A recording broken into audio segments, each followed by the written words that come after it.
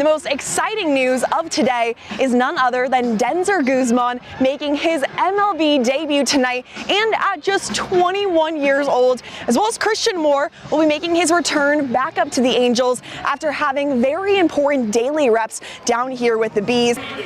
Audie, this team has been hit with a lot of adversity this season, but the faith has never wavered, and now you all have won 5 in a row. What makes this group of women so special?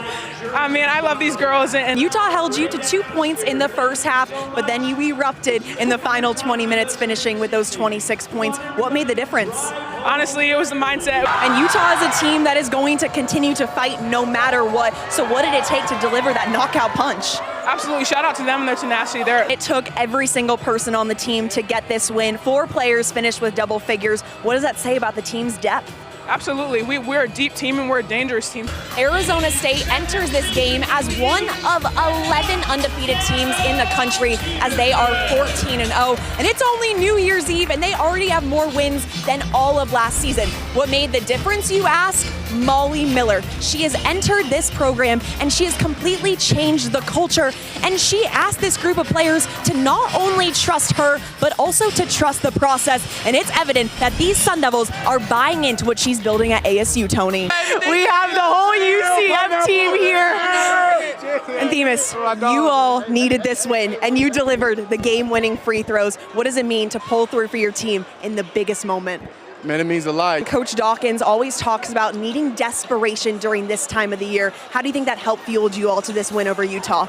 Man, it fueled us, you know. You stepped up in a huge way. Riley Kugel was out, and you came in with your 24 points. How were you able to impose your will on both ends of the floor? Man, I'm just playing basketball. I thank Coach Dawkins for Caitlin Terry is showing why she is one of the best two-way players in the country. Coach Glasgow said they knew they were getting a great pitcher in Caitlin, but what he loves is from the moment she stepped on campus, she looked at him and said, I want to improve as a hitter, and she has done just that. In all of Coach Glasgow's years of coaching, he emphasized that it's one of the most astounding offensive improvements that he has ever seen with a hitter, as Caitlin has been red hot at the plate with the 4th best batting average in the nation, hitting .534, all while asserting her dominance in the circle with a 1.73 ERA and a perfect 15-0 record. Caitlin is about as competitive as they come, never satisfied and always wanting more, Bill. Delaney, the last time you played in the Huntsman Center, you dropped 36 points. Today, you had a career-high 37. What about this rivalry brings out the best in you? Yeah, I mean, it's such a high-energy game. You also had 5 3-pointers, so what were you seeing from the defense that allowed you to get to your spots and cash in? Yeah, I mean, Coach Lee does a great job. Coach, only 3 turnovers in the first half. What was key in not only taking care of the ball, but forcing 9 as well? Well, look, it felt like that one was a pick 6. We just got to... And you shot 68% from the field and 63% from 3. What was clicking offensively? Well, we're sharing the ball. We're making the right plays. Bill, it was Derek Smith who had the standout performance, a 2-homer day, all while coming in as a pinch hitter. But here is where things get crazy. He started out the 7th inning actually in the bullpen catching. So he had to hustle on over into the dugout, and this is where his teammates jumped in NASCAR pit crew style to help remove his catcher's gear. Moments later, he hit a 479-foot home run. And following the win, I spoke with Derek, who emphasized how it means the world to him to come through for his guys. And it wasn't just a sense of joy for Derek, but also it was a sense of relief. He had been struggling at the plate throughout this season, so this was a much-needed confidence boost for him, Bill. Coach, Cincinnati crashes the glass hard. What will need to happen in the second half to minimize their second chance opportunities? Yeah, our guards got to do a better job rebounding. I know something you've been preaching to your team is having that fearless mentality. So how critical will that be in terms of shot selection in the final 20 minutes? Yeah, I think we missed. We're trying to force it in. You have done something that only 2 teams this season have been able to do, beat Texas Tech. How did this group get the job done? You know, we all had each other's back. My defense was right behind me. Haley, you're killing it. You're doing amazing with all of this. We also have to talk about this wild game. I mean, 2 weather delays. There was wind, there was rain. How was this team able to combat Mother Nature? You know, we were able to take that break. Feliz de estar aquí. Oh! Well, Denzer, welcome to AAA baseball. And welcome to the Salt Lake Bees. We like to do a lot of water dumps around here. How are you feeling after that one? ¿Cómo te sientes después del baño ese que te acabaron de dar? Frío. Say it feels cold. Very cold. And Denzer, take me through that at bat. What'd you see that allowed you to get that beautiful swing?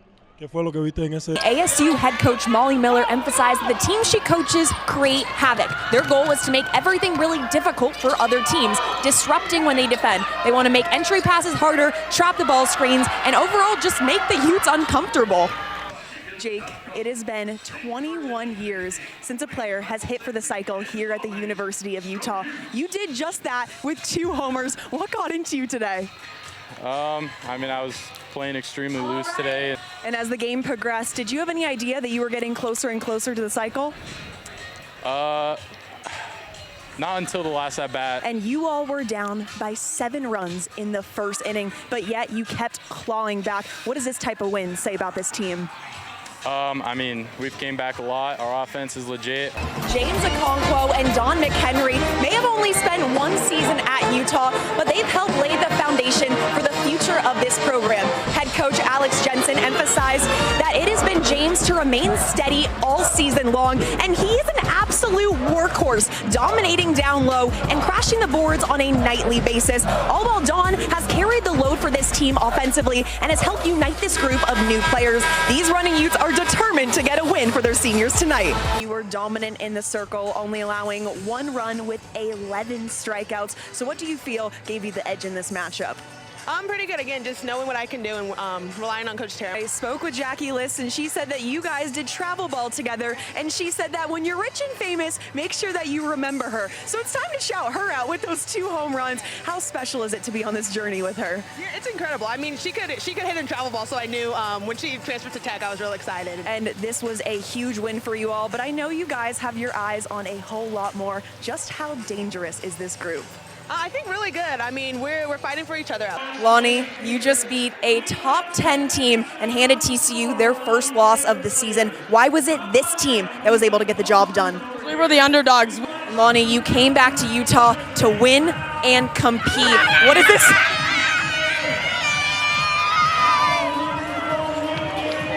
What does this win mean to you and with your incredible team around you? Everything. We worked. A bulldog on the mound is how Brett Carey described Victor Medeiros.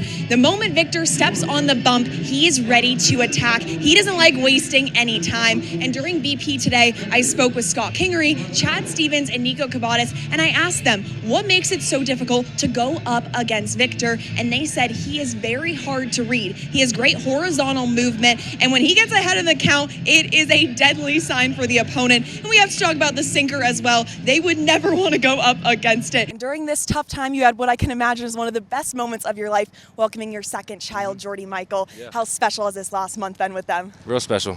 You haven't played since April 29th. How excited are you to finally run out onto that field and compete again? Nah, for sure. And I know you're a big candy guy. So if you have to choose, what is your favorite candy? Favorite candy will always be the Milky Way. Milky Way. Okay, Way, kind of a hot take, but I like it. And if it's late at night and you're craving something sweet that isn't candy, what are you gonna choose? I'm gonna go with the Chips Ahoy and milk. Okay, I heard that you could have an entire sleeve by yourself. Is that true? Yes. Okay. I'm totally true. We might need to test that out.